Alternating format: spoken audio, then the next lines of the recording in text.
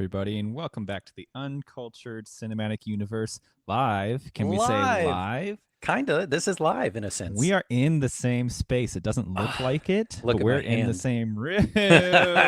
We touched Oh hands. my god, we're going to be able to do cheers with our cocktails later. Yeah. Let me tell you a little bit about what the cocktail podcast is. Here we discuss your favorite movies of all time, as well as the ones that got away. Yep. We look at classic and iconic films from two perspectives: that of the diehard fan, and that of the uncultured who's never seen it before until now. That's me.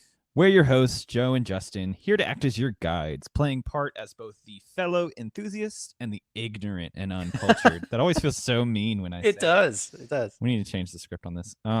Today we'll be taking an impromptu road trip into the beating heart of America and learning what it takes to be a true drag queen along the way. It's 1995's To Wong Foo, Thanks for Everything, Julie Newmar. 95. 95. Wow. That's so this puts Patrick Swayze, several years after Ghost. When did Patrick Swayze leave us? When he left us? It was like in the 2000s. It was right? in the aughts. It was in the early aughts, I feel like maybe. I think he made it to like at least 2010, I want to say. Sad. Yeah, pancreatic cancer was a bitch, but What a talent. no kidding. He definitely stands the fuck out in this film. Definitely took the role super seriously, which I really appreciated. I have some thoughts on that, on who brought what to the table. Ooh. I It's really gonna want be to get good. into it. Yeah, we can talk about like kind of the rewards, recognition that this film got or didn't get. I want to know how this and movie was received when it first came out. Patrick Swayze and Leguizamo in particular were kind of central to that. Good. People thought that they were the standouts, even though I think Wesley Snipes is fantastic in this. Wesley Snipes definitely showed up, but we'll get into it a little bit later. Yeah. I want to give you all my thoughts on it. Okay. Before we get into To Wong Foo, just a couple things. Justin, we are in person. We're in First person time. again. Yeah. We are in my living room, surrounded by like a Star Destroyer's worth of cables and machinery. Like you guys can't see it, but like if any audio or visuals mess up, like no, this is all just a test. I know this is our first time ever trying something like this in person, and it is a fucking nightmare to set this up. Yeah. Like stripping away and unplugging from the comforts of our own home office and stuff like that was such a task. This set is not currently ADA compliant. Like Absolutely not. Everything here should be taped down, and it's not taped down. There are electrical, hazards abound. My cat is wandering around. He may come and attack us at any moment. Any one of these electronic things could fail because your cat just chews through the cable. We do have a slightly better audio visual setup. If people are noticing, we're using like the phones are our cameras, and then Justin brought like official audio equipment instead of my shitty laptop speaker. So it's pretty great. Yeah, we'll see how this does audio wise as well as video. And we're shooting in a different kind of way too. We typically do landscape, and now we're doing portrait just to go all in with just fucking around and trying new things. We're running like an A, B, C, D test right now, and if any of this messes up, we may have to scrap this whole thing. The whole episode, yeah. We'll see. It'll be the long lost forgotten episode. Joe, let's dive in here. Let's talk about the theme and how we arrived at this movie. Yeah. So we are rounding off Pride Month. Happy Pride, y'all. Happy Pride. We started out Pride Month with Justin's pick, which was Black Swan. That was episode 19. Mm-hmm. Had a great time with that one. We actually got to good. see that one in theaters at our, can we say like UCU's favorite theater, the Plaza? Yeah, we'll slap the trademark on that, and just say like UCU pick. Partnership incoming. Yeah. Fingers crossed. You know what? What's to stop us from just reaching out? If I learned nothing from this movie, it's to just like set your heart and your intentions out into the world and just go get it. This movie's all about like visualizing. Visualize. This movie has very much what's it called when like you put everything on a board and stuff? Oh, it's a mood board kind of a thing? This movie has mood board energy. Yeah. Mood board, vision board, that kind of stuff. Yeah. Anyway, so during the month of June, we are talking about our picks for queer cinema, essentially. Yeah. When we talked about Black Swan, it was a lot of repressed sexuality. It was a lot of bisexuality. And then my pick is a movie that I love and I've seen a bunch before. It's To Wong Foo. Thanks Yeah. for everything, Julie Newmar. I'd always heard of this movie. I always knew what it was, Mhm. and the uh and I don't mean this in like a bad way, but like the pedestal it sits on in the within the community, you Mhm. know? But I never took the time to watch it, and I'm curious to kind of like take the time capsule and go back in time to understand how this was received. Yeah. And it was so wild to hear a lot of the same bullshit rhetoric from the conservative right side of things like be played for comedy, Mhm. you know, Mhm. especially in the last 10 minutes or whatever with the final standoff. There's some moments in this film where you're like, oh my, Oh they yeah. they said that word. Oh. They said that they went there. This is definitely mid 90s for sure in Oh some of the yes. slang. But yeah, I Um, think it definitely holds relevance and poignancy to today's issues, Yeah, you know? there's definitely like there's a time capsule-ness to this movie. It's definitely a movie that exists in the 90s, but I think there's a lot of positive directions it's heading in despite feeling dated in certain areas. There's a couple different like axes I want to talk about here, like where this movie sits within kind of like a boom of 90s queer cinema that I was looking and researching on, and then also like this movie being a movie about drag performers, like how that has evolved into the world we are in today. Yes. And I told you this before the episode started. Like you're gonna need to like walk me through the RuPaul of it all, because Mm-hmm. being the terrible queer that I am, I've never seen an episode of Drag Race. So I need you to, at the very least, walk me through what the formula is there. Yeah, we'll do 100% that. And I was really really excited to watch this movie. For one, just to round out, my own culture of it and understanding. And then, yeah, like you said, coming from the drag race enthusiast Mm-hmm. that I am, that, I rode the coattails of Ryan because she jumped on it before I did. But it was fun to kind of see like, oh, I see where like that reference is, or and obviously you get the fantastic cameo from RuPaul Oh, so herself. many great cameos in this. Amazing. So yeah, I had a great time with this. I texted you halfway through it of just like this movie is a delight. It is fantastic. Yes. It. I was worried multiple times throughout, I will say, of like, oh, what direction is this going to go in? Is this Mm-hmm. going to go into like hate crime Oh, territory? there's multiple times when it almost goes there. Yeah. It almost goes there, but like the music in the background is being played of like a lighter, Yeah. jaunty, like, oh, John Leguizamo is not in danger in this Yeah. moment. But Patrick Swayze will like punch someone in the face, and then it'll be like "I Love Lucy" music in the yeah, background and when he walks so away. like in that regard, I did feel safe that like, okay, don't you dare hurt any of these Yeah. people. And like also too, like I don't want to watch that. Yeah. That's so like heartbreaking and sad. But like at the very beginning of the movie, first of all, like it said PG-13, and I was like, holy shit, PG-13 Mm-hmm. for a drag movie? All right, but I guess this is 95. And then, it said, like language and violence. And I was like, oh, okay, I don't want to see that. If Mm-hmm. that, and, multiple times throughout the movie, you kind of get the hint that maybe this could go that way. Yeah. But it turns out it's violence against, um, Queer bigots, oppressors. bigotry. Yeah. And you'll love to see it. You'll love to see Patrick Swayze, dust off, the old guns and just beat the shit out of somebody. Yeah, I want to get into like where you were in '95, like what little Justin was doing at that point.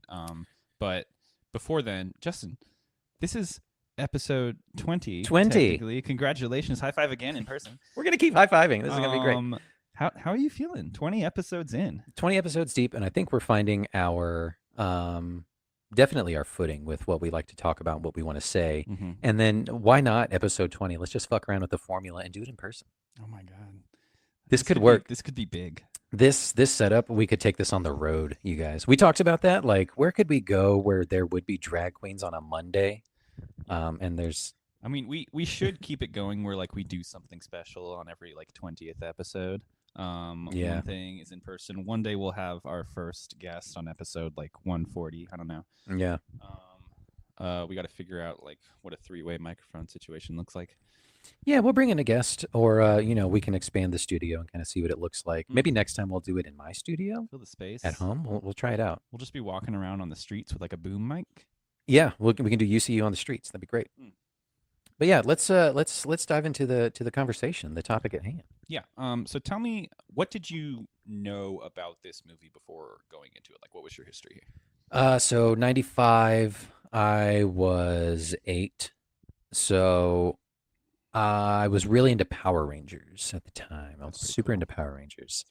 I think I had just moved out to Texas with my family, and I was kind of just clutching on to being an 8-year-old boy, that kind of thing, adventuring, riding your bikes, that kind of stuff. So this movie obviously passed me by. I mean, because it wasn't in my wheelhouse, right? And also PG-13. I'm 8. I'm not going to watch that, but that doesn't stop me 2 years later, as we'll find out. When I start watching, Scream and fucking Can't Hardly Wait as a 10-year-old. But I remember 96 specifically, and that's when Baz Luhrmann's Romeo and Juliet came out. Oh, yes. And that's when I really became familiar with John Leguizamo and the idea of kind of just like exploring like sexuality or femininity and stuff like that. I know you haven't seen that movie, but there's it's typical Baz Luhrmann fashion of just a lot of over the topness. So that's kind of like the time capsule of where I was at in 1995. Very nice. Kind of like the first point of seeing gender and sexuality as like a spectrum. Yeah. Yeah, so my history with this movie, this is actually the first movie I ever saw at our beloved The Plaza. Really? Yeah, and I think I don't know if it was a Wussy magazine thing, but like there was obviously like a drag showcase involved, kind of like how of course. When we saw Moulin Rouge. Yeah. So obviously a great time. Fantastic place to see this movie in particular. Yeah, crowd participation, I bet, through the roof. So fantastic. And then I've seen it multiple times since then. And from what I understand, based on my research, like this movie holds a place as being like the first mainstream Hollywood movie centered around drag performers. Like, it kind of has the Hollywood formula in that way. And when I say like drag queens, I want to differentiate that between like cross-dressing for comedy, something like Some Like It Hot or Tootsie or something like that. Or, right? or the thing that kind of comes out as a contemporary, which was I think 92 or 93, was Mrs. Doubtfire, right? Mrs. Doubtfire, where it's not, like you said, it's not played for comedy or played for laughs or played for like, just typical heteronormative of just can't believe this person dressing like this. Mrs. Doubtfire is not a drag queen, although there are obvious elements that are similar there. But yeah, where this kind of stands in the midst of like 90s queer cinema, you have movies like Mrs. Doubtfire that have that kind of camp element. You have movies like The Birdcage. I wrote down a lot here. Like you have In and Out, My Own Private Idaho, But I'm a Cheerleader. Like these different levels of independent versus more mainstream, different levels of like award success, but it really starts to become part of the cultural conversation. It starts to become more normalized. Yeah. But the movie that this To Wong Foo is so often compared to is an Australian movie called Priscilla, Queen of the Desert. Or The Adventures of Priscilla, Queen of the Desert.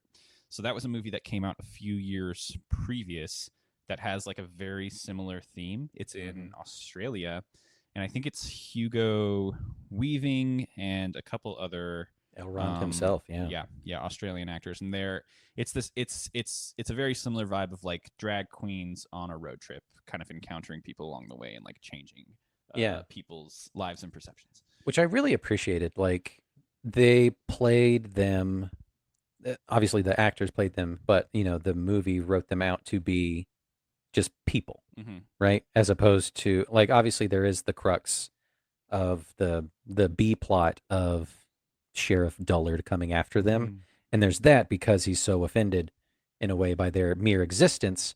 But throughout the town, when they eventually showed up to Snydersville, they're just people. right? And yeah, I can kind of get like how that is. That is really groundbreaking, right? Yeah. They're just individuals. They're not playing caricatures. It's really centering on them as the main characters. You never really kind of doubt that they're the focus of the film. I think critics of this movie originally commented on how it kind of follows a safer Hollywood formula in terms of like, again, like we were commenting, like the drag queens are never really In in danger. danger in Yeah. middle conservative America, which may not have been the case in real life. But maybe it's, maybe it's like more of a Schitt's Creek situation where it's like it's visualizing a world where um, uh, bigotry in that way doesn't really exist as hard as it would in real life. I'm so glad you brought up that reference because Ryan and I, we watched this the past 2 nights, and that's one of the main takeaways from it is that whole sequence when they're in Snydersville just feels very much like Schitt's Creek, Mhm. down to like multiple shots of like the street view and some of the buildings. I was like, this feels like they're on the street down in Schitt's Creek, you know? It's these characters from the big city who come into this town and kind of like break up the humdrum day to day of it all and kind of add some color, but also receive something in return. They learn things about themselves in return. They learn that these hick characters maybe aren't as simple as they thought Yeah. all along. Yeah. Where exactly is Snydersville? I don't know. They never. I mean, like they It's not joke that it's like not West West Virginia. Virginia. Yeah. I picture it like Kansas Yeah, area. It's very maybe. flat. See how far they got. I Yeah. mean, it depends on like what road trip they're taking from New York to LA. I wonder if there's like a single highway that goes all the way east to west there. I think there are several. Yeah. I think Highway 10 is one of them. That's really far south, though. I mean, it goes like 10, 20, 30, Does it? 40. Like I think that's how it works. Like that's why we have 20 going east to west in Atlanta. I know that it's even numbers go east to west and odd numbers go north and south. Yeah, like 85, Goes up 75. and down, 95, yeah, and 285 20. is a circle. I don't know. If there's three, oh, wait, that is the thing. If it's three numbers If it's versus three two, numbers, it's it's a a circle. circle. It's a never ending hell. Yeah, This that's podcast is 100% it. now about traffic laws and city planning. TCU, Traffic Cinematic Universe. I It's all was, about the movie Traffic. oh my God, remember that movie? Um, I was, again to harken back, like I was delighted by this movie because it is such a feel good movie, right? Mhm. And I wasn't expecting that. I didn't know what to expect. Obviously, I had no idea what this movie was about, but I thought it was going to be more of like a competition between the queens or like rise to fame, fall from grace, that kind of thing. I didn't know how that was going to be, but then it takes this turn 10 minutes in, not even that, maybe like 5 minutes in, it's like, all right, we're going to LA and it's gonna be a road trip. It's a road trip movie. Yeah. And in that This way, this it movie is specifically defined as a road trip comedy. yeah, I totally get it. So like in that ways I can or connect it to a movie that I watched a bunch growing up. And they're both kind of road trip movies, I think, in a sense. Black Sheep and Tommy Boy. I know a little bit about Tommy Boy. I don't know anything about Black Sheep. Tell me It's more. it's also Chris Farley and David Spade. They're both Chris Farley and David Spade. Yeah, joints. And they came out like within a year of They each just do a other. lot of road trip comedies. Yeah, and it's kind of like a road trip kind of thing. One's more political, and the other one is more like selling auto parts. But they Is Tommy feel Boy kind the of more the same. political one? Yeah, his dad ran for office and then died, and now he's heir to the throne, kind of a thing. It's crazy. But yeah, that feels a very mid '90s kind of thing. It's just like it's a Yeah. road trip movie. It's I think the concept of like fish out of water, which is such a popular trope in any given movie, was very much the the popular one in the 90s. Like it's Alive very and much well, like yeah. let's put these different characters who are used to one city, one location in the middle of another city or location and watch cultures clash. Yeah, for a numerous amounts of reasons that we won't get into, but like you couldn't make this movie today Probably not. because it's a road trip movie, and that would cost an arm and a leg to drive Oh, with $4.27 a gallon. so many wonderful like specific like 90s things around like technology and cost, like how they get the car for like what, $50 or $50. something, and then they basically throw the map out of the car and they're like fucked completely. There's no way. They're just going off of instinct at that point. In a very like flamboyant way, like maps are cheating. Yeah, Patrick Swayze. I love that. I love that scene so much. But yeah, that's so silly, right? Mm-hmm. Like you can't do that today. Like the movie would be boring because Yeah. they would run out of money immediately trying to fill up the tank Mm-hmm. in that gas guzzling Cadillac, and yeah, just traffic would be a nightmare. And all the people in the Midwest would know that they were coming because they'd be live streaming it. Come on. Yeah, you're right. Oh my god. So yeah, this is a really cool time capsule, but it kind of feels, and I talked about this earlier, like it feels obviously very relevant to today. Like the message and stuff of all that is very poignant and rings clear to a ton of the arguments and stuff that you see on both sides, and it's so hilarious Mm-hmm. to see that like the conservative side of things are just so threatened by change. Mm-hmm. And then the one of the very last lines, Rizzo, I don't know her name, Oh, the Stockard Channing. yeah, it's You're like I gonna learn that name don't. before this episode. She says to Vita, like, I don't think of you as a man, I don't think of you as a woman, I think of you as an angel. And it's Mm-hmm. just like, oh, that's so wonderful. Yeah, I want to talk about kind of like the pros and cons of like the Hollywoodification of this movie and how kind of like having this be a mainstream movie obviously like gets drag queens out into the main culture a little bit more. But also like do they kind of sand off some of the edges of this? But Yeah. first let me give you some film stats here. Hit me. And then we can dive into like the trailer and stuff. Oh yeah. This movie's directed by Beeben Kidron. I wanted to know more about them. Tell me more about them. Yes. She directed Bridget Jones' Edge of Reason, which is the second one. And I looked Edge at of Reason is what it's Yeah. called? Yeah. That Did you sounds not like know an that? action adventure flick. It's Bridget Jones' Diary, Bridget Jones' Edge of Reason, and then Bridget Jones' Baby. Rise of the Bridget Machines. Jones, Revenge of the Fallen, and then Bridget Jones' Baby. Yeah. That's amazing.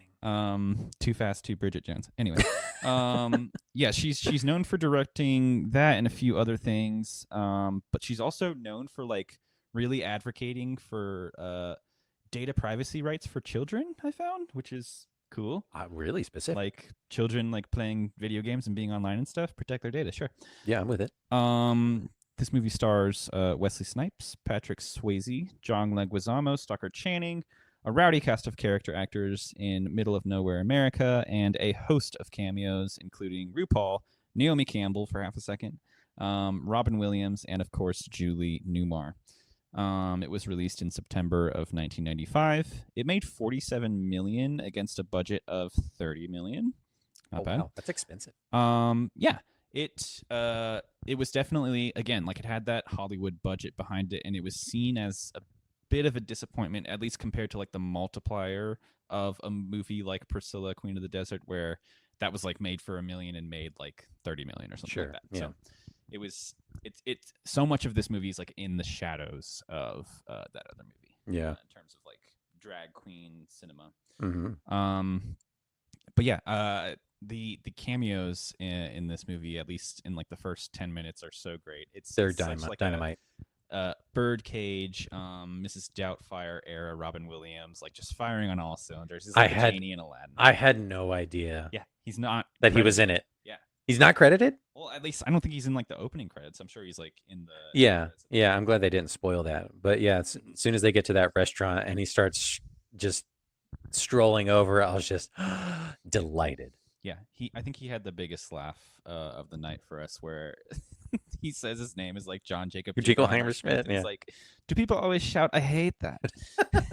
Just classic Robin Williams, and it's such a like a breath of just comfortability and that kind of stuff, because you sink right into it. Yeah, and it's just this is going to be a feel good movie. Him like immediately launching into Spanish with Chi-Chi is so great. It's so dynamite. It's so great that this is like a piece of Robin Williams that is still there to discover. Yeah. Like you think you have all of the Robin Williams that we're gonna get, but he still has like pockets of himself. I know, it's great. Yeah, it was dynamite. Obviously, the RuPaul reveal RuPaul's so great in this too. And you you texted it to me. RuPaul's drag name is so fucking dynamite. Rachel Tensions. Like, it's Comes out amazing. wearing a Confederate flag dress. Like oh my God. Could you imagine trying to do this movie today? Do that exact thing. Like, hilarious. So good. Yeah, we're gonna have to have like a RuPaul's Drag Race segment because I want to see like how that's evolved since then. Absolutely. You do get Naomi Campbell for a second. Where? She's the girl in the restaurant where she goes up to Wesley Snipes' character and is like, "I wish I was as pretty as you," and Noxeema's like, "Good luck." Good luck. Okay. I missed that. Oh my God. That's hilarious.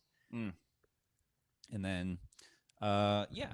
So a bunch of cameos in the beginning, and then they hit the road, and then it kind of becomes like a road trip, Midwest, heartwarming comedy with some romance and some drama elements. So much drama and love and tension and stuff. I didn't expect that at all. I didn't expect the layover. Yeah. In Snydersville, and I was like, "Oh man, be just like little pockets of stuff across." That's what America. I thought, and then I was like, "Oh man, they're still here." Most of the movie's Snydersville. Yeah. I was like, "Oh," and then we're halfway through. Okay, and they're going to finish out here. Interesting. And then like 30 seconds at the end in California, which is so great. Right. How do we do the trailer here? Let's yeah. Let's figure out how to do the trailer. Here we go. Let's watch this trailer, Joe. It's a good one.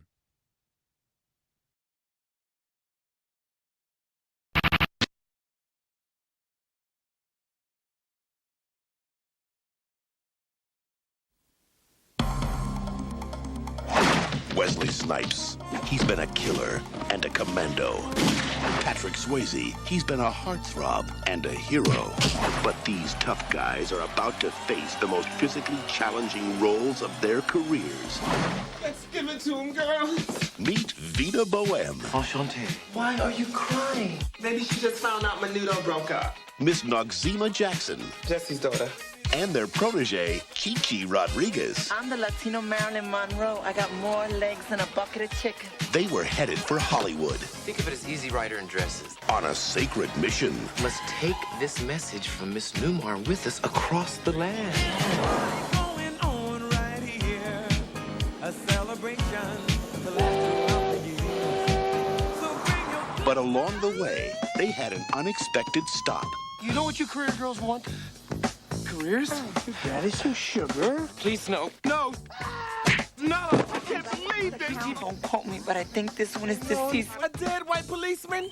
Now, they're stranded in a strange land. Well, ladies, welcome to Snydersville.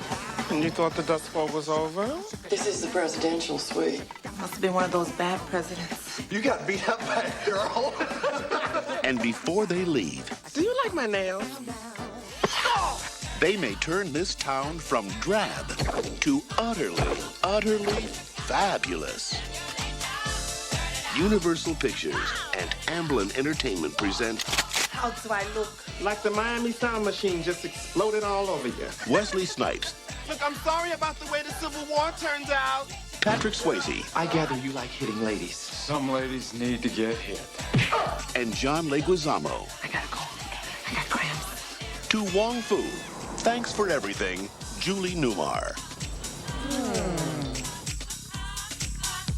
Turn it out! God, that movie, that trailer rips, dude. Yeah. So I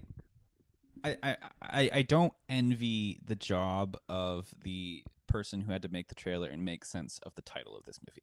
So I want to specifically talk about the title here. Right. Like if you see that on a poster and you have no idea what this movie is about, what does that say to you? Who the fuck is Wong Foo? That's like a question raised in the movie. Yeah. To Wong Foo. Thank you for everything. Thank you for what? I mean, and why is Julie Newmar involved? It makes it memorable at the very Absolutely, least. because it's so ridiculously long. Uh-huh. Yep. Such a long title. There's random exclamation points in places where you don't think that there are. Really? Where? Yeah. It's after thanks for everything. Oh, thanks for everything. Okay, it's a sentence. Yeah, it's a proper sentence. Anyway, yeah, I think the trailer itself even doesn't fully emphasize like how committed the actors are in this role. Like it's not even like a joke in that way. Like I think Swayze and Leguizamo and Snipes are like really doing this, and it's not necessarily like they're not kind of winking at the camera in any way. They're No. fully into the roles of being these drag queens. Yeah. And Okay. So giving here's them fully realized characters. right. And here's what. Okay. So I hinted at this earlier. So obviously, all three of them bring something unique to the picture, Mhm. and I think top tier obviously is Patrick Swayze, just putting his all into this role. Mhm. Takes it very seriously, sinks into it. I think, I don't know, maybe 15, 20 minutes, maybe 30 minutes in, disappeared of like, oh, that's Patrick Swayze. Yeah. You know, I was like, oh, that's just Vita. They just you start know? to look like completely different characters. Yeah. Same with John Leguizamo as Chi-Chi Rodriguez. Again, just sinks into the character, makes me really believe it. Now, controversial. I think Wesley Snipes maybe dialed it in a little bit. Oh, you don't like Snipes in this? Okay, now I'm not saying that. Justin doesn't like Snipes in this movie. Justin hates Snipes in this movie. No, I thought Wesley Snipes did a great job in the role, but I didn't feel the same amount of commitment and heart as the other two. Mhm. Not to disparage the role or what he brought to the table, but I could just believe it a little bit more that Patrick Swayze was just embodying Vita Boheme. John Leguizamo was embodying Chi-Chi. I felt like maybe, and this is just splitting hairs, you know, Wesley Snipes is just playing the role as Wesley Snipes. So Wesley Snipes definitely doesn't get as many emotional moments in this movie the same way like Leguizamo and Swayze do. And I think Golden Globes kind of picked up what you're picking up on because they nominated Swayze and Leguizamo, and then Wesley Snipes kind of got left out of that. That's just the way the cookie crumbles, you know. Like I still loved the interaction between Noxzema and who's the old lady? Who's the old lady? Oh, I can't remember her name, but I know who you're talking about. But The old lady who really likes old films and stuff. Yeah. Like those were great scenes, and that was really touching in some ways. That you know she would open up and start talking to only Noxzema because they made a connection and that kind of stuff. But Wesley Snipes is definitely playing it a little bit more heightened, whereas Patrick Swayze's character is a lot more earnest, grounded, and like really like holds the emotions on the shoulder, right? And then John Leguizamo is obviously just like a completely fireball, not afraid to confront anyone, not afraid to just put herself out there as this fully herself. And not afraid to like form these relationships with people. Yeah, and in that regard, you know, you mentioned heightened. You know, Chi-Chi Rodriguez is a heightened character, over the top, saying these insane things a lot of the time.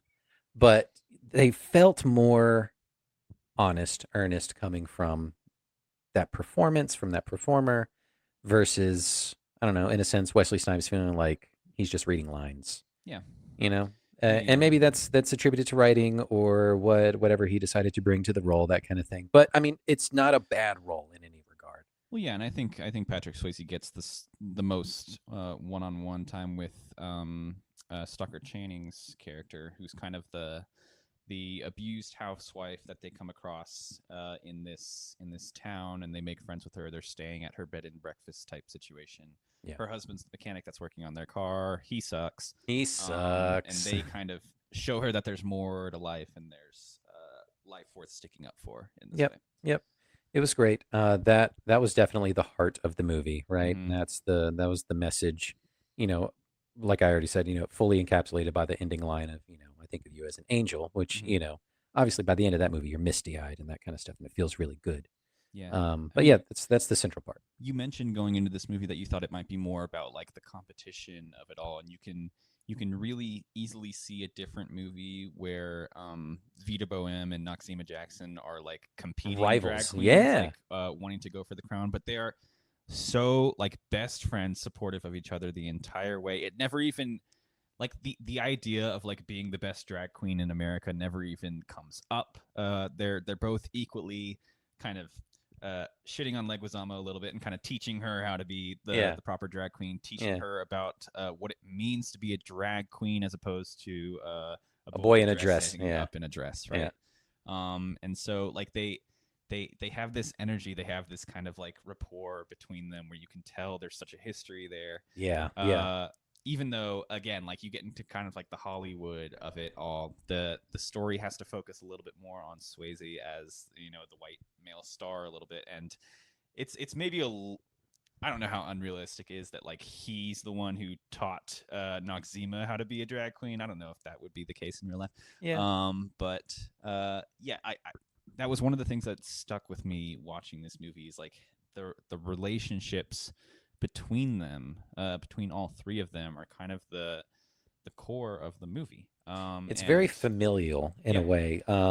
That in certain instances, Vita and Noxzema feel like, your two moms kind of thing, kind of Mhm. fighting and bickering. They've been through it, but then some of the times they feel like siblings, right? Your older Yeah. your older aunts kind of thing, helping you out through things, and then definitely you see a really good trajectory of Chi Chi kind of growing up and uh, earning her stripes, in Mhm. a sense, the lessons and that kind of stuff. And I think like you kind of like read the critiques of this movie, and it often touches on the fact that like Patrick Swayze and Wesley Snipes don't necessarily have like romantic subplots, not with each other, but just like as the gay men that they're playing in this movie who are drag queens, they're kind of forces of nature. There's like that fairy godmother gay character trope Yeah. where it's just like they're I'm they're here a to little fix everything. asexual Yeah. in this movie, Yeah. even though John Leguizamo's character does get to play around with more of a relationship with one of the Snydersville folks in this. Bobby Ray. Yeah. But that eventually like also dies down, and it's much more about their relationships as friends. Mhm. Even if that maybe sacrifices a more realistic storyline where like they have their own romantic connections with other people. Yeah. Which, could have added an interesting tertiary plot Yeah. to it, or maybe just some background. But I think it succeeds still in a way. And I was talking earlier about like, you know, the positive directions that this movie points towards. It's like, sure, like they aren't like fully realized like romantic characters in the way that like a straight couple would be in a classic rom-com or something like that. But they still have arcs, they still have like flaws that they address in each other, you know? Like they talk about how Vita is way too in everyone's business and Yeah. kind of like is dealing with her own emotional conflict by fixing everyone else's. Mhm. And even Noxzema like has reservations about interacting with people because you can tell that she's kind of been hurt in the past. And Mhm. like Chi-Chi's a little bit too out there and she doesn't really understand like the roles and responsibilities of It's being a drag great. queen. Yeah, And, it's a really well-rounded Mhm. pie that you get at the end between the three of them. and it all kind of comes together when they resolve their conflicts towards the end with each other. Yeah, the scene when they're at the dinner table, and Vita and Chi Chi are like apologizing to each other. Mhm. It's really sweet. It's really sweet. And I did have a note here. It's almost like it's a level of relationship and like relating to each other that these townspeople almost can't recognize. Because Yeah. these townspeople are more conservative and reserved, even though they're not like they're not like outwardly aggressive or anything to these people. They're very accepting Mhm. of these new characters, most of them.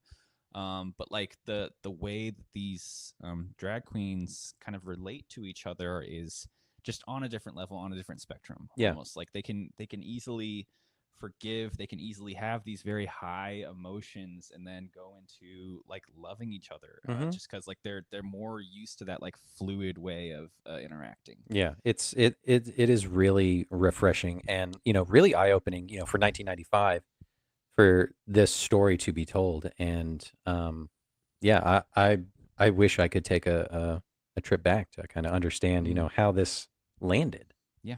You Yeah, know? yeah, yeah. Okay.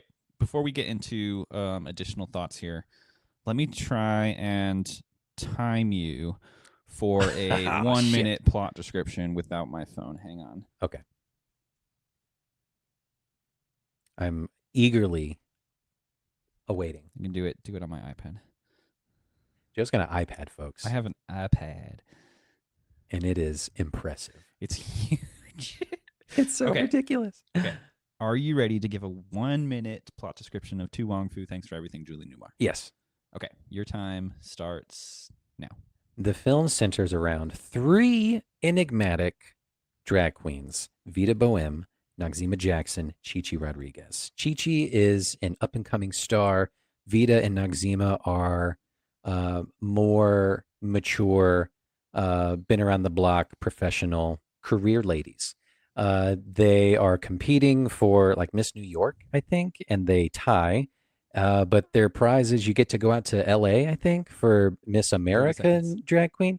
So they do, and they're like, Chi-Chi, you're coming with us. And then they end up stranded in Middle America, Snydersville, and they turn it around. You think people aren't going to accept him, but they do. And they throw a strawberry social, whatever that means. I wish we could have seen more what that was instead of just a party in the middle of the street. They almost kill Chris Penn, but he comes back to life and he hates it, but he loves it at the same time. And they change the minds of everyone, and they're all the better for it, and everyone loves them. Oh, and that's time. Yeah, you kind of covered it. I think I spent 30 minutes at the top of the movie. Yeah, you spent 30 seconds. I on did the a New Joe York portion. I pulled a Joe. Yeah, I've had really bad plot descriptions on this podcast. But no, I think it covers it. It's basically road trip comedy where they get stranded for most of the movie. And it's about them kind of transforming this town, but also just like bringing out the emotions and the color that were already there. Yeah. Okay, so help me understand, like, what is the main point of going out to LA? They won, they tied. There's like a drag queen. They won regionals. They're going to nationals. Patrick Swayze and Wesley Snipes tie for like best drag queen in New York City, and then they go to like best drag queen in America competition. Right. And then they decide to take Chi-Chi on as like their protege and kind of show her the ropes of drag queening. Right. Okay. So that's the whole point of it, of going out there. Mm-hmm. All right. So then when they eventually at the very end, when they make it, and like your Miss American drag queen is Chi-Chi Rodriguez, she wasn't even in the running. Right? Right. That doesn't make sense. You're right. And then Julie Newmar is there to hand over the crown. And so, like, it's a delusion of somebody's. We're gonna call Universal up and demand our money back because you're doing plot hole after plot hole. Yeah. No, I think it's there's certain like almost magical realism elements to this movie. Sure. Where again, like that fairy godmother-ness of the drag queens kind of comes out. But I think the idea is that they help Chi-Chi become such a fully realized drag queen in her own right that through that power she won. She can do whatever she wants to. Maybe it's the following year. We don't know. Maybe it is. Yeah. I wish there was a little more clarity, but I think that was a fun way to end it, of just like, oh, Chi-Chi made it. Yeah. Right? She is now a fully fledged drag queen, and now she won nationals or whatever it is. And Julie Newmar was there. So that's where I was like, hey, wait a minute. Hold on here. I guess you've got to have Julie Newmar in a movie that with has her Julie title. Newmar in the title. Yeah. Okay. Real quick, Justin. Cheers. Oh, yeah. Which we can do in person now. Yeah. Look at that. Tell me a little bit about what you're drinking here. Okay. It burns so good. That is I'm calling it a little Latin boy margarita. So it's essentially just a spicy margarita. Made some. Ryan helped me make some jalapeno simple syrup, and then I just used your tequila and triple sec from your kitchen. It was great. But yeah, Latin boy in drag. Why are you crying? Yeah, I was trying to think of like how else can you dress up a margarita, and I couldn't land on anything. But I made it spicy because it's Latin, and I myself am a little Latin boy at heart. So see, that kind of works. Yeah. What do you got? What is that? That little I'm pink working thing? with what I'm calling the drag princess, based off of Chi-Chi's self-given title when she's not fully a drag queen yet. Yeah. It's essentially an Aperol spritz without the orange peel garnish because it's not complete yet. It's on its way to it, and also I didn't have any oranges. I like that we both gravitated towards John Leguizamo's character. I think he's kind of the standout in this movie. He's giving the most energy in a way. The most energy, and it is a complete plot, a complete arc of, hurrying, rushing to get to the competition, um, you know, to the very end of being a winner, right? Yeah. Learning love along the way, learning the rules of becoming a drag queen proper, that kind of thing. Yeah, I think what I love about this movie, if like we're getting down to just like big thoughts here, like this movie could have so easily been, and maybe would have been if it was released 10 years later, like a comedy about how making fun of drag queens almost in a way, like Yeah. like these men are dressing up as women, but there's like an earnestness to it where like everyone's just like really feeling these real emotions. They're feeling joy, they're feeling love for each other, and like there's never really a point where, again, like either of the three leads are kind of winking at the camera like, oh, how silly all this is. No, and that's what I really loved and appreciated about it because, I'm still not really certain of the era of 1995 of like how just gay culture period was accepted or viewed upon the world, Mm. you know? I didn't really get a taste for it until like much later in life and then understanding, but I can imagine, this movie probably hit theaters and, TV screens and stuff like that, showing trailers and stuff like that, and just middle America being just clutching their pearls. Yeah, I mean, it They wasn't don't like understand. a massive blockbuster hit or anything, but I like to think like it introduced people to the concept of drag queens as kind of these characters living their best life. Yeah, and they're regardless not. of gender. Yeah, and they are just, and again, like I said, they are just people. This is how they can be their most authentic selves via the clothes and the wigs that they wear. Yeah, like, and that would be that message right there is kind of beneath the surface. Mhm. Like that's what we're close reading with it. Although, like that is the narrative these days, right? Be your most authentic self. Be happy with who you are, that kind of thing. Explore who you are, that kind of thing. That would be more explicitly stated, I think. Yeah, yeah. So when we talk about drag queens these days, obviously the biggest thing on the mind is like the empire that RuPaul has created, right? So there's RuPaul's Drag Race, there's RuPaul's Drag Race All Stars, from what I understand. Yeah, which there's is like the UK, there's Hunger Latin Games winners America, all there's coming together. Canada. Yeah. Tell me about like what goes into a typical like drag race episode, and like what's the reason to be watching these days? So we're entering drag corner? Drag corner? Is Yeah. this drag corner? Just drag corner? We're gonna do it. Okay. Yeah. We're taking advantage of the visual medium. Here we are. Oh my god. This isn't mine. This is Ryan's. That one is mine. Joe's putting on my wig and I'm wearing my wife's wig. One of them. This is from our costume closet. But yeah, I'm adorning a blonde mid-shoulder length down my shoulder blades, and Joe's I kind of have like a Winona season 1 Stranger Things. Oh yeah, going got some on right bangs. now, Yeah. some Silkwood. Yes. Yeah. I look like a struggling mom in the 80s with a 6th kid. Okay. It's the Reba McEntire song playing in the background. Yes. Loving mom who's got 2 jobs. A single mom who works 2 jobs. Yeah, that's it. 100%. Drag corner. Here we are. Yeah, so like I mentioned earlier, Ryan started watching Drag Race, and we talked about the dates last night. She started probably like 2018. She would watch them on her lunch break. And she was just, that's how she passed the time. And by that point, I think they were on like season, I don't know, 8, season 7 or 8 of Drag Race. Okay. So she had a lot to kind of go through. She started season 1, did the All-Star seasons in between as well. So around 2020 is when I got into it, during the height of the pandemic.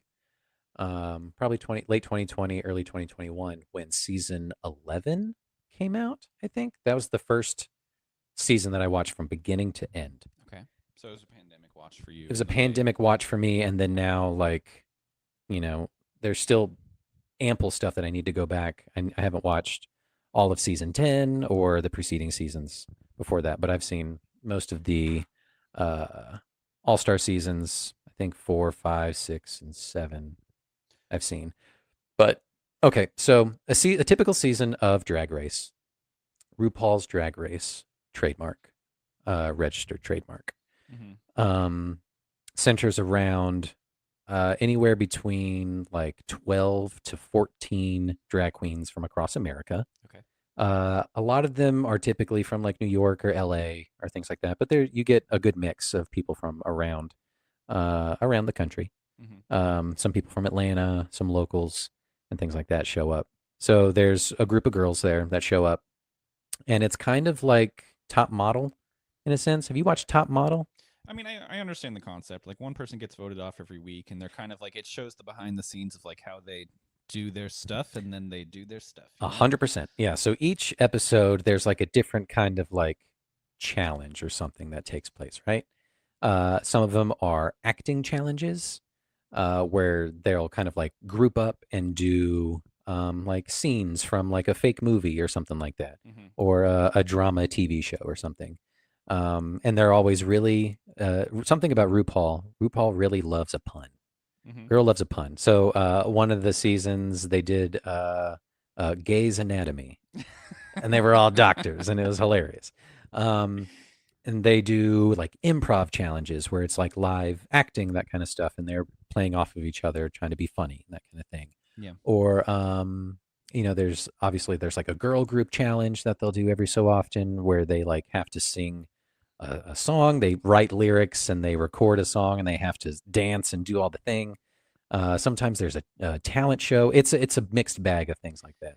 And then Crown Jewel, we've talked about this on a couple episodes ago. There's a big one that's really popular, which is called the Snatch Game, right? Which is based off the game show Match Game, where it's like 8 or so panelists of like celebrities, right? And then you have 2 contestants, and they're usually guest stars or whatever who jump on. And RuPaul asks them a question, and they answer it, but also the celebrity guests answer it at the same time. So you're trying to match of the 8. So like I don't know how many. I don't know.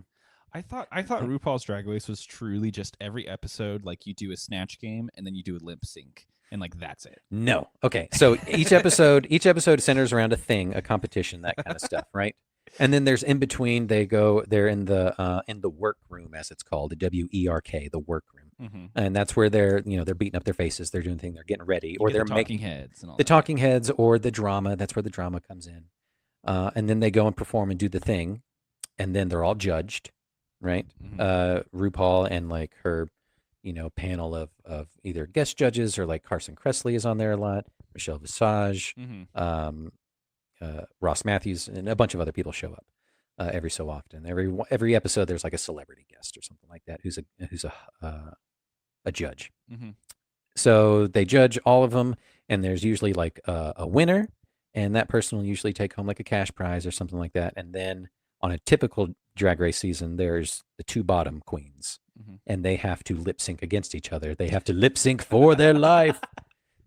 And it's hilarious. And it's a very Survivor in that kind of way of like, they're not pleading their case. They're like performing to stay on there. And, the famous line that Rue says to them every time they go out, it's like, this is your last chance to impress me and keep competing. And 2 queens stand before me. Yeah. It's all this kind of stuff. And don't fuck it up is the thing that she says. And they perform. And sometimes there's missteps, or a lot of times someone just like completely blows the other out of the water and they become a lip sync assassin, that kind of thing. And it's amazing. That's fantastic. And then they get to the end, and the grand prize now is, like $20,000 or something like that. Oh, it's big. And then they just get like bragging rights for the rest for of the next year, yeah. kind of a thing. And then they come back, and then All-Star seasons rules are different. But yeah, that's Drag Race. And Joe, I'm going to get real with you. Drag Race, I attribute, we said it's a pandemic watch and that kind of stuff. And that's when people understood a lot about themselves, right? During the pandemic. Drag Race specifically, and TikTok, kind of just like understanding, getting through it. That's what opened my eyes up to be like, maybe I am bisexual. Justin, Pride Month. Pride Month. In-person high five. Because, you look at some of these people and you're like, oh my God. Yeah. She's stunning.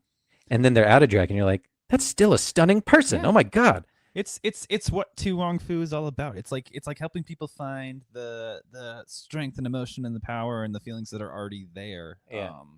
Ah, Yeah, fantastic. yeah, right. And it goes along with the thing that I've seen on TikTok before. This was years ago, of like, um, there's the understanding of autism and that kind of stuff, and Mm-hmm. if you think a lot of everybody has like a little bit of autism to them, Mm-hmm. like that's not true. Like, that's the whole thing. And then it's like, oh well, everybody's a little gay, Everyone's a little gay. but not everyone thinks that way. And it's just like, oh well, then that's just me. Okay. I thought everyone was a little gay. Yeah. So like understanding that, like sexuality, attraction, all that kind of stuff is fluid. And, you know, um, I'd always kind of historically understood bisexuality of just like action yeah, and not attraction. yeah. And then that's what it is. It's just like You what, kiss 50% women and 50% boys. and it's That's got to it. be 50%. Yeah. Otherwise, you're gay or you're straight If you don't meet your quota by the end of the year, you get your card revoked. or punched. But like understanding that truly is just like, oh, okay. And then there's power in that. There's growth in that of just understanding like who you are. It's just like, oh, yeah. Fantastic. Like, and it doesn't matter. It's like, yeah, that person's hot. Fantastic. I mean, it all comes back to the idea of like drag performers really being like culture leaders in Mhm. that way. Like so much of what we now normalize in the culture originated with these drag queens. Absolutely.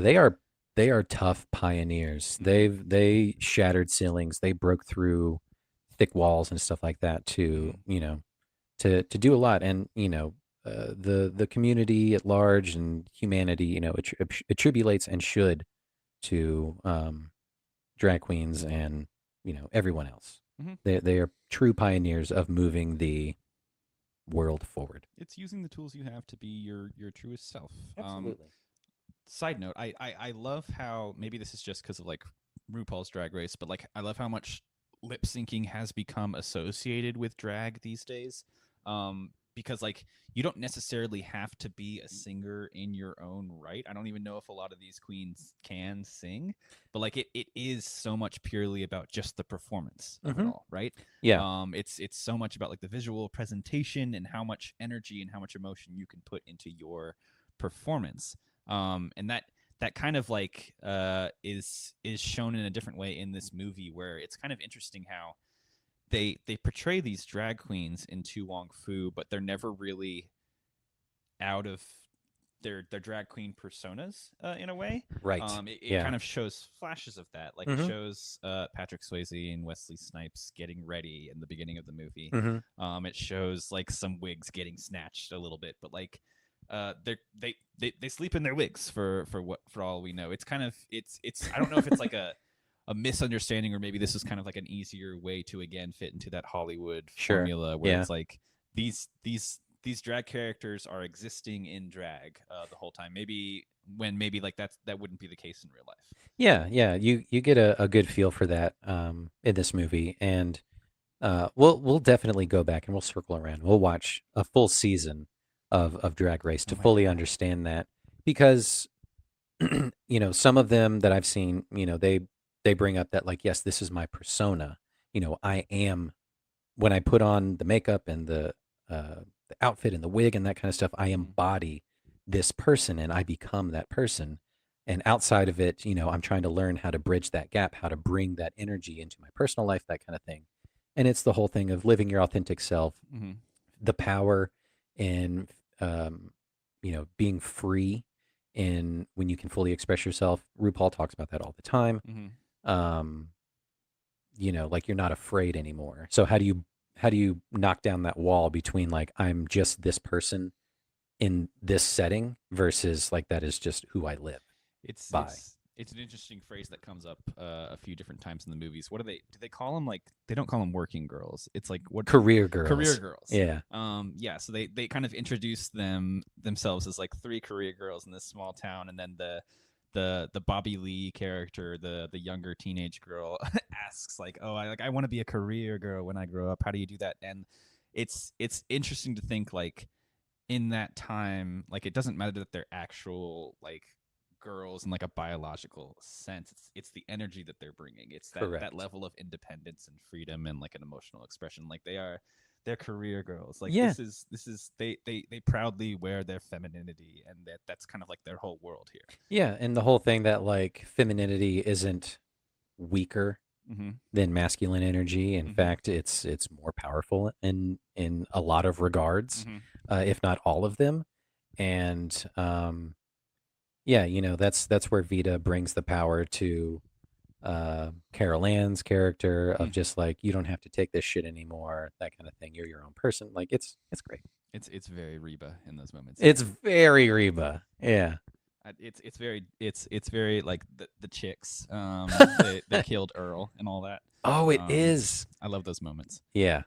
Let's get into some final thoughts here, and then I have a game that I want to run by you. For sure. What else do I have here? I don't know. Yeah. So one of the more positively reviewed elements of the film that we talked about is the relationships between the main characters, how they have each other's backs and have this like level of friendship that often isn't seen in characters like this in these movies, where they're often more like side characters that serve one purpose. Yes, they're not the gay best friend kind of thing. They are the heroines of their own in their own right. Yeah, even though like they do have moments where they are literally playing the fairy godmothers and kind of like directing the straight dancers down below. But that's kind of a direction you want to see these films evolve going forward. Is like dive more into the personal lives of these drag queens, right? Yeah. Like, give them more dimensions when it comes to like romantic interests and stuff like that. Mm-hmm. And so that's hopefully what you see more of when it gets into like RuPaul's Drag Race or any movies about drag queens coming out these days, right? Mm-hmm. Which I'm not too familiar with. I don't know. I can't name any movies off the top of my head that are more like drag cinema. We need more drag cinema. Yeah. Yeah, easily. Drop us a line. Wait, what's our email? unculturedpodcasters@gmail.com or UCUpod at Gmail. Fuck. What is our email? One of those. Just hit us up on Instagram. Yeah, we don't check the email. I don't even think we have access to the email. One of those we don't. I think we have the Gmail. I don't know. Send us an Instagram message. Yeah, because we'd love to round this out. If we play our cards right, Joe, we could do another episode next week if we wanted, but I don't know. That could be asking too much. Pride Month, y'all. Pride Month. We stay busy. Okay, Justin, any last thoughts on To Wong Foo before I get into this game that I've created for you? This was so much fun. I will definitely be revisiting this movie a bunch just because it is such a good, like, feeling movie. Mm-hmm. Like, you leave with a good positive outlook. It feels like a good episode of a Drag Race, to me. It's an energizing movie, and it's hilarious. And it's positive, and there's no, like, ill, things that happen to them. Like, it very well could have. It could have taken the Dark Knight kind of thing where they grounded it in reality, and there would have been, sexual assault and hate crimes and stuff like that, and it just would have been fucking depressing. There's certain elements of the film that may be dated, like certain language that they use, but it kind of like parallels how Stockard Channing ends the movie, like you said, where like you don't really consider these drag queens like men or women, you consider them angels, and then Patrick Swayze's character is like, sure, I think that's healthy.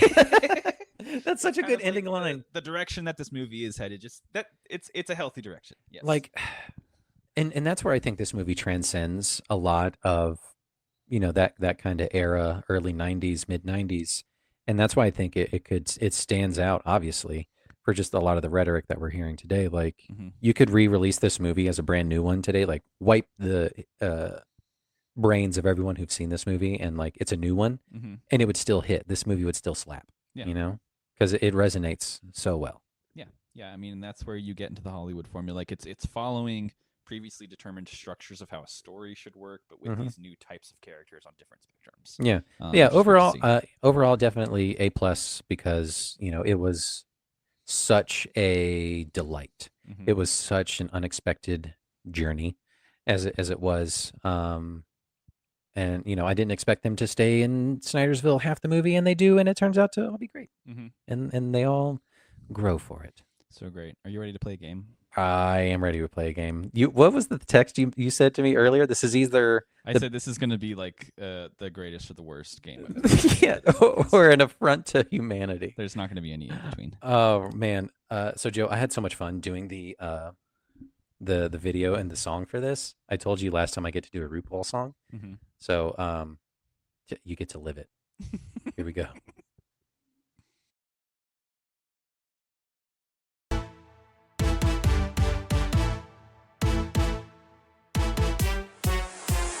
Come on, Joe, help me play Name That Drag. Here we go, time to get gooped and gagged. Come on, Joe.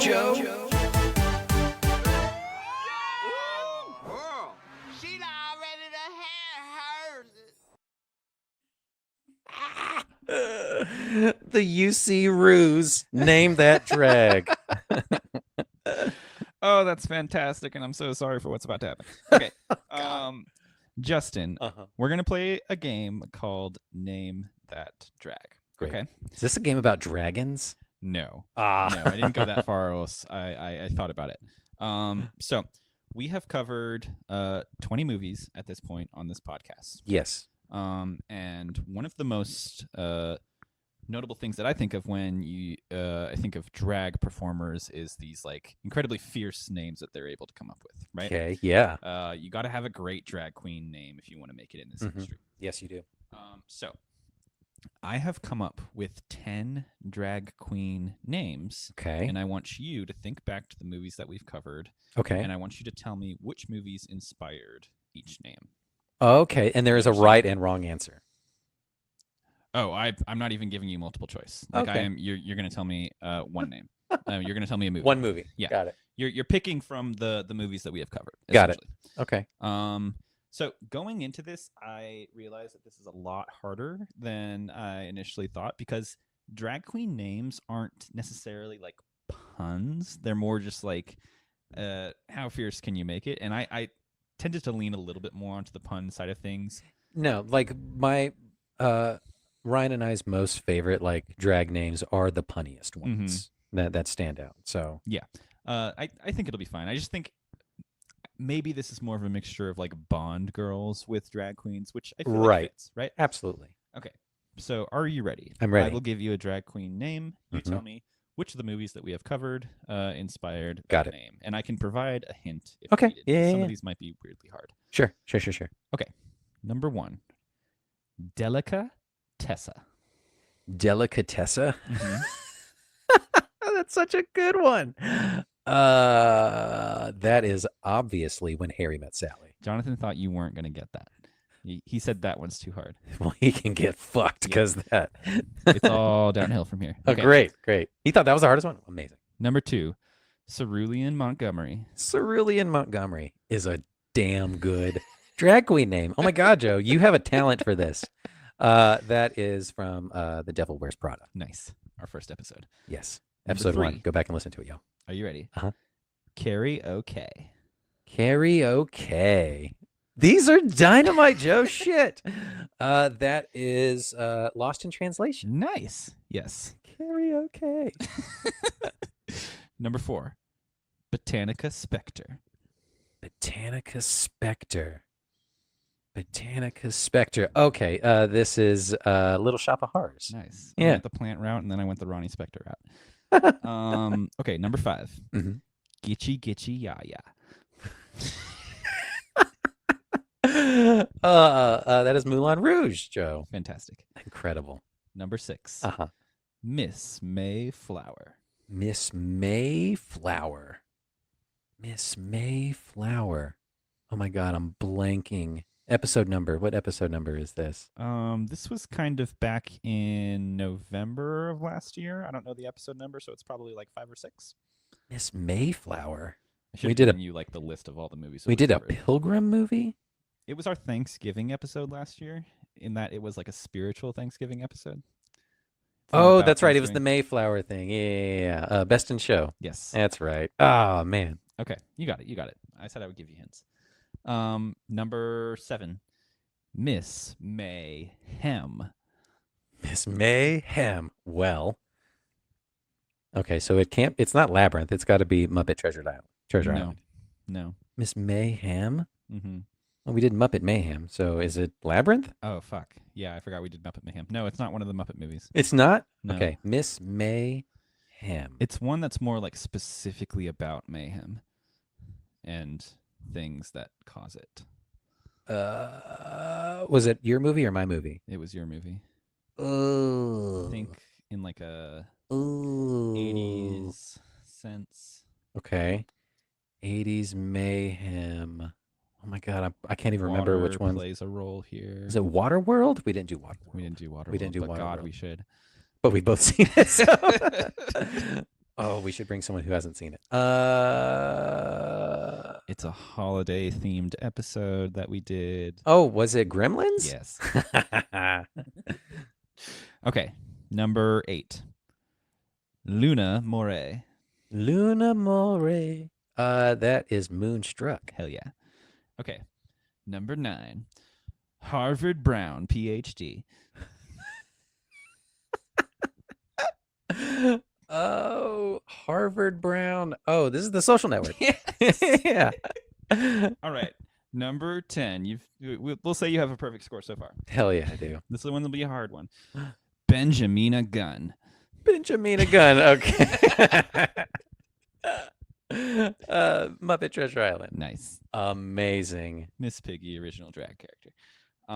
Big time like drag advocate for sure. Justin, you were able to name 10 out of 10 of that drag with a little bit with minor help, which I love to provide.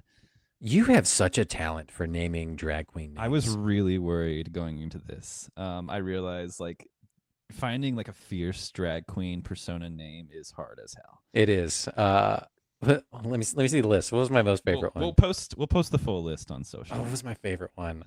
Fucking Delicatessa. It's fucking brilliant, dude. Yeah, we were really worried about that one. As well as karaoke.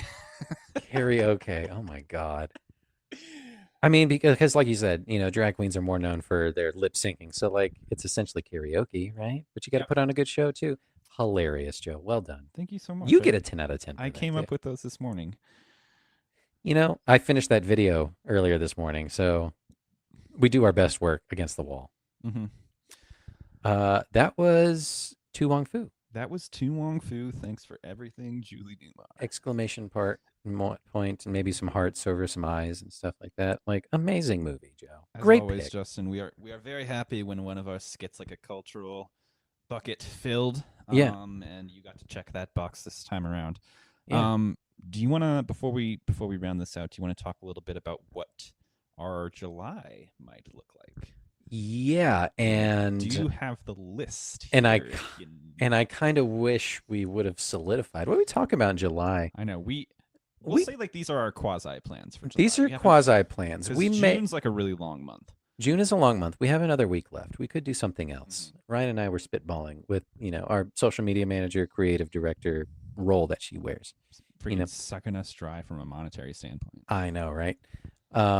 So maybe July we can do our bonus episode, fill in the gap kind of stuff. We could do that. We've been talking about like sampling other types of media besides film, kind of taking the cinematic off of the UCU.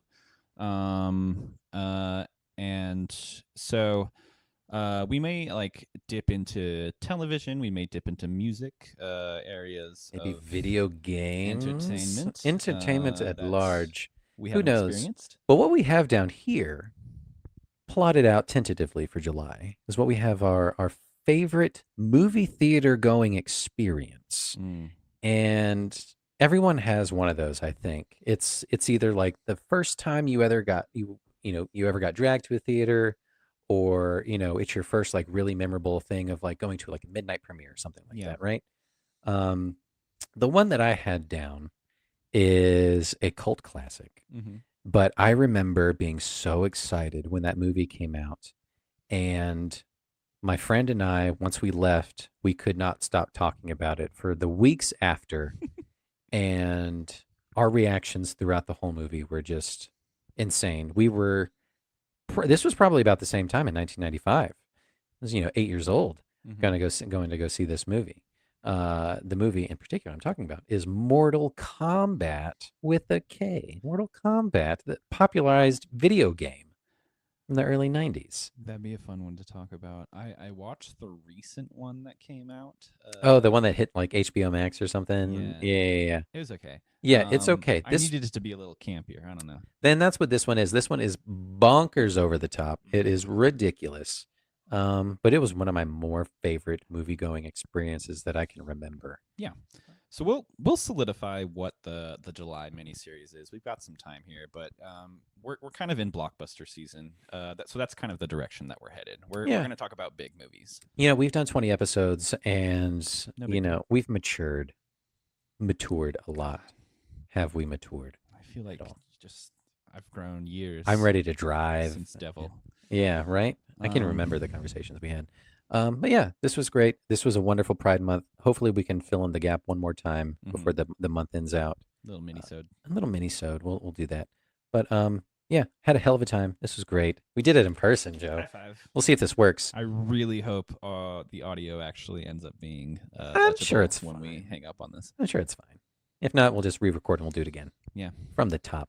Yeah. All right, everybody. This was great. Uncultured Cinematic Universe. You know where to check us out. Like, review, and subscribe. Do all the things. And we'll catch you later. Bye.